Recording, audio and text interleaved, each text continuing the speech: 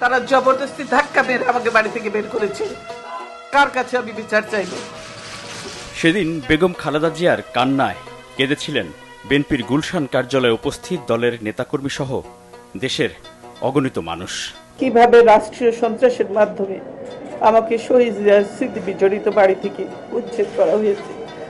একজন বিরোধী দলীয় নেত্রী, সাবেক 3 বারের প্রধানমন্ত্রী, সাবেক রাষ্ট্রপতি ও সাবেক সেনাপ্রধানের সহধর্মিণী, তাঁর এমন কান্নার পিছনের কথা জানেন না তরুণ প্রজন্মের অনেকেই।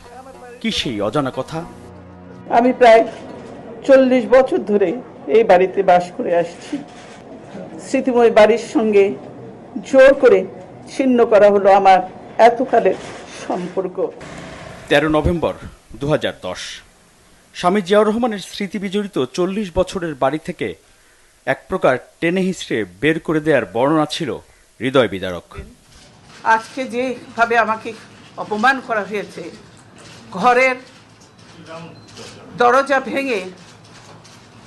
দরজা ভেঙে আমার বেডরুমের দরজা ভেঙে রীতিমাত্র ট্রেনে হিঁচড়ে তারা বের করেছে।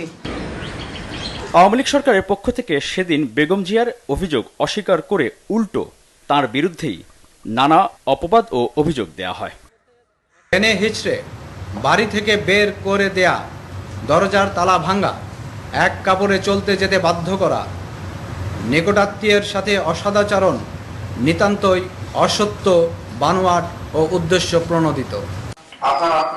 প্রায় 14 বছরের অপেক্ষার পর এবার জাতির সামনে সেই উচ্ছেদ অভিযানের অজানা কাহিনী। 2010 সালের সেই উচ্ছেদ অভিযানে ধারণ করা ভিডিওতে দেখা যাচ্ছে বেগম খালেদা জিয়া বাসার ভিতরে সোফায় বসে আছেন। তাকে বের হয়ে আসতে বলছেন উচ্ছেদে নেতৃত্বে দেয়া কর্মকর্তারা। আপনি কি চাচ্ছেন ম্যাডাম? আপনি সহযোগিতা করেন না ম্যাডাম, এই জন্য হয়তো বাধ্য হওয়া হচ্ছে। আমি সহযোগিতা সবসময় করিস না, আমি তো অসহযোগ, আমি করি। আপনারা দরজা ভাঙছেন। ভিডিওতে আরো দেখা যাচ্ছে বেগম জিয়া বলছেন সুপ্রিম কোর্টের আপিল শুনানি পর্যন্ত অপেক্ষা করতে। আমরা বেশি কথা বলতেছি না, আমরা তাহলে অ্যাপেলের বিষয়টা নিতই না। না নিয়েছে তারা, এবং তারা রাইটলি আদেশ দিয়েছে। না, তারা 29 তারিখ ডেট দিয়েছে। ডেট দিয়েছে শুনানির জন্য। শুনানির জন্য এবং তো কোনো শুনানি স্টে করে নাই, তো স্টে করে নাই। শুনানি পর্যন্ত তো আপনাদের অপেক্ষা করতেই হবে।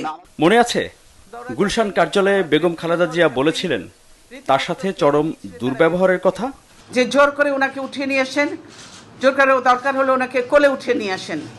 অভিযানের সময় ধারণ করা সেই ভিডিওতে পরিষ্কার বোঝা যাচ্ছে উচ্ছেদ অভিযানে নেতৃত্বে থাকা এক কর্মকর্তা বলছেন, যাও ওনাকে উঠিয়ে নিয়ে আসো। এরপর আপনারা সব গায়ের জোর করতেছেন। এই যে রাস্তাটা ক্লিয়ার করুন তো। দেখি রাখো।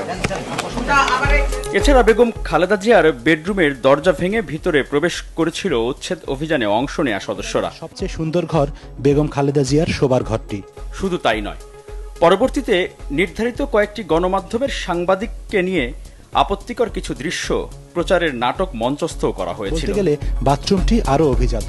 জিয়া পরিবারকে তাদের বাড়ি ছাড়া করার আগে ও পরে শেখ হাসিনা সহ তার সরকারের পক্ষে দাবি করা হয়েছিল আইন অনুযায়ী এবং আদালতের রায় মেনেই উচ্ছেদ অভিযান চালানো হয়। কিন্তু পতনের আগের বছর 2023-এ যুক্তরাজ্য সফরে এক অনুষ্ঠানে বক্তব্যে তারেক রহমানের প্রতি রাগ ঝাড়তে গিয়ে শেখ হাসিনা নিজেই স্বীকার করলেন বহু আগেই প্রতিজ্ঞা করেছিলেন বেগম খালেদা জিয়াকে বাড়ি ছাড়া করবেন তিনি। গেটে আটকালো, আমি কিন্তু তখন লিডার অফ দ্য অপোজিশন এবং ফ্ল্যাগ গেটে আটকালো। আরে আমার বাবা দেশ স্বাধীন করেছিল বলেই না এই ক্যান্টনমেন্ট। আর ওই মেজর জেনারেল প্রমোশনটা তো আমার বাপেরই দেওয়া ছিল। আর আমি ক্যান্টনমেন্টে ঢুকলে আমার বিরুদ্ধে মামলা। সেদিন প্রতিজ্ঞা করেছিলাম যে ওই ক্যান্টনমেন্টে আর বসবাস করতে হবে না, যেদিন সময় পাবো বের করে দেবো।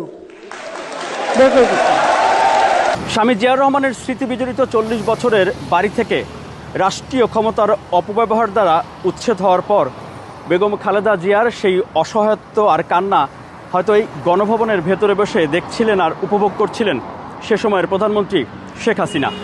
কিন্তু 14 বছরের মাথায় ছাত্র নাগরিকদের অভ্যুত্থানে জনরোষ থেকে রক্ষা পেতে এই গণভবন থেকে অর্থাৎ নিজের বাসভবন থেকেই শুধু পালিয়ে যাননি, দেশ ছেড়েই পালিয়ে যান শেখ হাসিনা। মিরাজ হোসেন গাজী, বাংলা ভিশন, ঢাকা।